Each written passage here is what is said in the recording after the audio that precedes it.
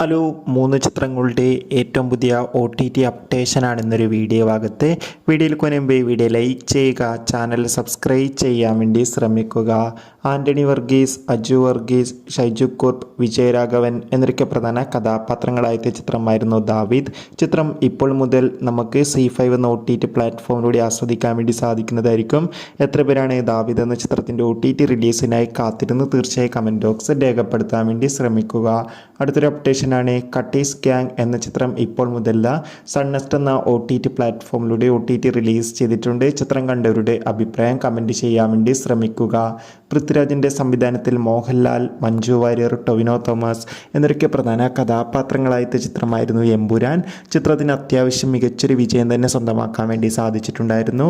എമ്പുരാൻ എന്ന ചിത്രത്തിൻ്റെ OTT അവകാശങ്ങളൊക്കെ Jio Hotstar എന്ന OTT പ്ലാറ്റ്ഫോം സ്വന്തമാക്കിയെന്ന് കൺഫേം ആക്കിയിട്ടുണ്ട്. ചിത്രം ഇതാ ഈ വരുന്ന ഏപ്രിൽ 24 OTT റിലീസ് ചെയ്യുമെന്ന് കൺഫേം ആക്കിയിട്ടുണ്ട്.